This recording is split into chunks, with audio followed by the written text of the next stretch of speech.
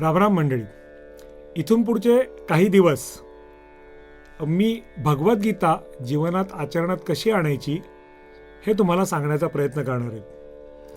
आता गीता हे मोठं तत्वज्ञान आहे हे तुम्हाला सर्वांना माहीतच आहे, पण ती गीता आपण जर का जीवनात आचरणात आणू शकलो नाही, त्याप्रमाणे जीवन जगू शकलो नाही, तर आपल्याला त्याचा काय फायदा. तर ह्या दृष्टीनं आपण पुढच्या काही भागात गीतेचा क्रमशः अभ्यास करणार आहोत.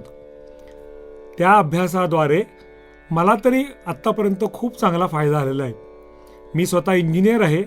मेकॅनिकल आणि सॉफ्टवेअर अशा दोन्ही क्षेत्रात मी काम करतो, पण प्रत्येक बाबतीत मी भगवद्गीतेचाच पाठपुरावा करतो आणि त्यामुळे मला दैनंदिन जीवन अगदी सोप्या व साध्या पद्धतीनं जगता येतं. आता वास्तविक तुम्हाला सर्वांना माहिती आहे की गीता ही अर्जुनाला युद्धाला प्रवृत्त करण्याकरता सांगण्यात आली. नेमका अर्जुनाला त्यावेळी विषाद झाला. युद्धाला सगळे समोर उभे होते आणि अर्जुन युद्ध करायला नकार देऊन खाली बसून राहिला. मग भगवंतांनी त्याला जे तत्वज्ञान सांगितलं ते म्हणजे भगवद्गीता. पण केवळ एवढा एकच उद्देश भगवद्गीतेचा नव्हता. तसं असतं तर 700 श्लोक भगवंतांना सांगावेच लागले नसते. माझ्या तर मते केवळ 7 श्लोकात भगवंतांचं सगळं सांगून झालं असतं आणि अर्जुन युद्धाला प्रवृत्त झाला असता. मग हा बाकीचा सगळा जे तत्वज्ञान सांगितलं ते का सांगितलं, तर ते तुमच्या आमच्याकरता सांगितलं. आपण जीवनात प्रत्येक वेळा हे करू का ते करू, हे करू का हे करू नको अशा अवस्थेत कायम असतो. मग त्या अवस्थेतनं जर का बाहेर पडायचं असेल तर आपल्याला गीता उपयोगी पडते.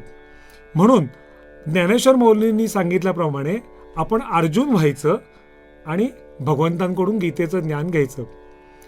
आता गीता अर्जुनालाच का सांगितली, तर गीतेच्या सुरुवातीलाच अर्जुनाने असं म्हटलं की मी तुमचा शिष्य आहे आणि तुम्हाला शरण आलेलो आहे.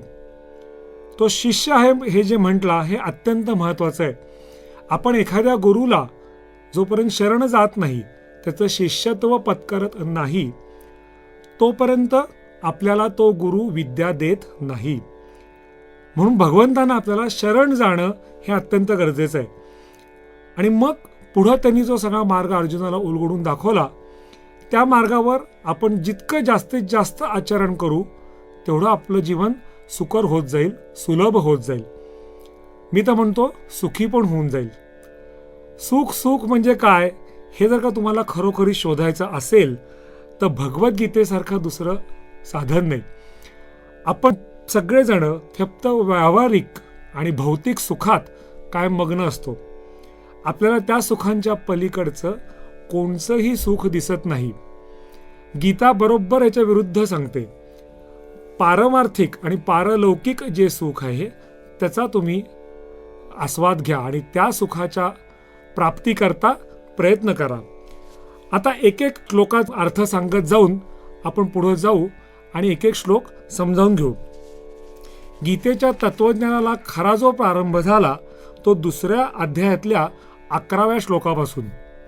भगवंत यात सांगतात, अशोच्चानन्वशोच्चस्त्वं प्रज्ञावादांश्च भाषसे गतासून अगतासूंश्च नानुशोचन्ति पंडिताः.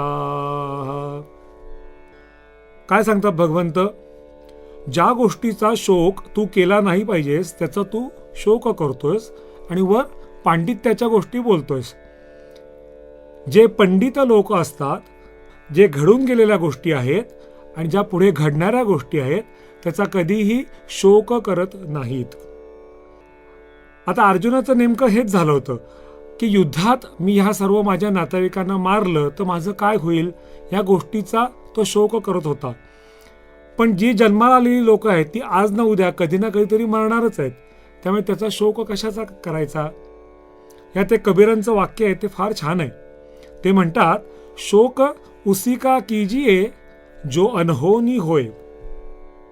शोक उसी का कीजिए जो अनहोनी होए और अनहोनी कभी होती नहीं, होनी सो होए.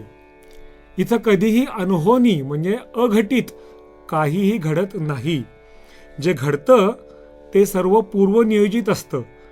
फक्त आपल्याला ते अपेक्षित नसतं म्हणून अघटित वाटतं. कारण प्रत्येक गोष्ट आपल्या अपेक्षेप्रमाणे ह्या पृथ्वी तलावर घडत नाही. हाच आपला प्रॉब्लेम आहे. त्यामुळे हे एकदा जर का आपण विचारात घेतलं तर मग कशाचं दुःख करायचं? जवळचं माणूस गेलं म्हणून करायचं, का एखादी साडी फाटली म्हणून करायचं, का एखादी गोष्ट हरवली म्हणून करायचं? कशाचंही दुःख करायचं नाही. ह्याच्यावर भोजराज आणि कालिदासाची एक फार छान गोष्ट आहे. ती थोडक्यात तुम्हाला सांगतो आणि पुढच्या श्लोकाकडे जातो. एकदा असं झालं की भोजराजाची राणी तिच्या सखीबरोबर महालात हितगुज करत बसलेली होती आणि हा राजा आगंतुकासारखा एकदम तिथं गेला. पूर्वीच्या काळी असा संकेत होता की जरी राजाला राणीच्या महालात जायचं असेल तरी आधी वर्दी पाठवावी लागायची. येऊ का असं विचारावं लागायचं. हल्ली असतंच ना, knock the door then go. पण हा एकदम गेला. ती राणी काय म्हटली, या मूर्खो. आता राजाला कळलं नाही. या मूर्खो याचा अर्थ असा आहे की हे मूर्खा तू इथून जा. राजाला कळलं नाही की राणी आपल्याला मूर्ख का म्हणाली. तो आपला खाली मान घातली आणि निघून गेला. मग दुसऱ्या दिवशी त्यांनी काय केलं, दरबारात येणाऱ्या प्रत्येक त्याचे जे पदाधिकारी होते ते कोणी येऊन बसायला लागलं की तो म्हणायचा, या मूर्खो, हे मूर्खा तू इथून जा. आता त्यानंतर कालिदास आला. हा महापंडित होता, पंडितांचा पंडित होता. कालिदासाला जेव्हा त्यांनी या मूर्खो म्हटलं तेव्हा तो काही गप्प बसला नाही. त्यांनी एक छोटा श्लोक रचला आणि मूर्खांची 4 लक्षणं त्या श्लोकात त्यांनी बांधली आणि मग तो राजाला म्हणून दाखवला. तो काय म्हणला, खादन्न गच्छामी हसन्न जल्पे गतम न शोचम कृतन्न मन्ये द्वाभ्या तृतीयो न गच्छामी राजन किम कारणेन मे मूर्ख वदसी. प्रश्न विचारला तरी त्याला थोडक्यात. तो काय म्हणतो, खादन्न गच्छामी, रस्त्याने खात खात मी कधी जात नाही. कारण धूर प्रदूषण ह्याचा त्या अन्नावर विपरीत परिणाम होतो, म्हणून असं अन्न सेवन करू नये. पुढं तो सांगतो, हसन्न जल्पे, मी हसताना कधी बोलत नाही. समोरच्याला बघा अर्थबोध होत नाही. आपण म्हणतो ना, एकदा हस तरी नाही तर बोल तरी, असं आपण आपल्या ह्याच्यात म्हणतो. त्याचं कारण तेच आहे. म्हणून मी तसं कधीही करत नाही. पुढं सांगितलं, गतम न सोच्चम कृतम न मन्ये, मी घडून गेलेल्या गोष्टीचा, जी घडली गोष्ट, तिचा कधीही शोक करत बसत नाही, त्याच्यावर विचार करत बसत नाही. जे गेलं ते गेलं, पुढं काय मिळवायचं हे आपल्याला बघायचं, असं त्याचं म्हणणं आहे. आणि चौथं जे सांगितलं लक्षण ते मात्र राजाला लागू पडणारं होतं. द्वाभ्याम तृतीयो, म्हणजे 2 गोष्टी, 2 लोक एकांतात बसलेले असताना मी आगंतुकासारखा तिथं जात नाही. हे ऐकल्यावर मग राजाच्या डोक्यात प्रकाश पडला आणि मग त्यांनी सगळ्या पंडितांची, इतर पंडितांची माफी मागितली, कालचा घडलेला प्रसंग सांगितला आणि अर्थातच कालिदासाचं कौतुक केलं. या गोष्टीतलं आपल्या दृष्टीनं महत्त्वाचं काय होतं, घडून गेलेल्या गोष्टीचा मी शोक करत नाही. आता तुम्ही प्रत्येकजण आपापल्या दैनंदिन जीवनात डोकावून बघा, किती छोट्या छोट्या गोष्टीचा आपण शोक करत असतो. त्या गोष्टी घडून जाऊन कितीतरी दिवस झाले असतात तरी आपल्याला आठवून त्याचं दुःख होत असतं. आणि ह्या सगळ्यात आपण होतं काय, पुढं जो चांगला विचार करून पुढं जे काहीतरी चांगलं कार्य करायचं त्याच्यापासून आपण बाजूला राहतो. म्हणजे जे करायला पाहिजे ते करत नाही आणि जे करायला नको ते करतो. असा हा श्लोक थोडक्यात आपल्याला शिकवतो.